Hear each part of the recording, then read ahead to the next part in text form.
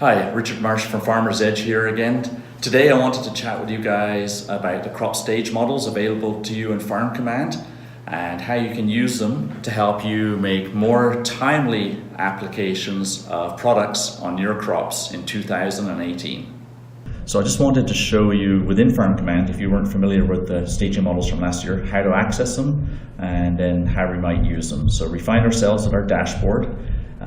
Our starting point, we go to the hamburger menu and then we click on Crop Manager here. So Crop Manager takes us to this page. So you can see here in Crop Manager, we've got all the crops in yellow that are up and running for staging tools today. So I will click on wheat and then I want to make sure I'm in the right year. So I'm going to pretend that I planted a field today.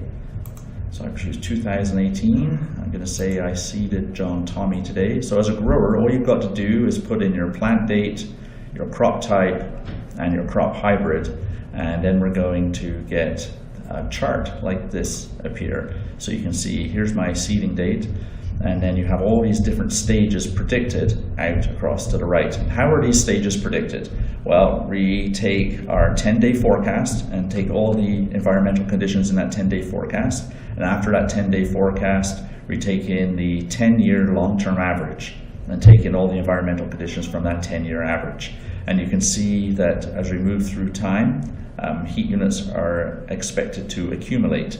After we go through each day, we replace the forecast with what actually happened with field-centric weather from your weather stations at your field. So we can see that if we go through to tomorrow, we would then move the forecast out 10 days, long-term average 10 years. So after I plant, you can see that if I want to know when early flag leaf stage is predicted to happen, you can come along here and you can see that it's expected to happen on the 21st of June.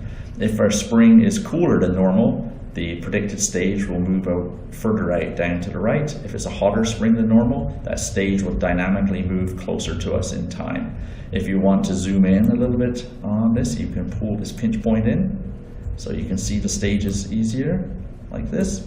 And you can start making plans. If I know I'm going to want to spray for Fusarium head blight, early flowering is a very important stage to me. So it says 6th of July. So I know that a week or so before this prediction of 6th of July, I'm going to want to get out to the field and start manually looking at the field and making sure that my crop stage is looking accurate and I can plan my fungicide application well ahead of time. So it's as simple as this to use the growth stage models in Farm Command. Please go to farmersedge.ca and find some contact details to talk to your local Farmer's Edge contact.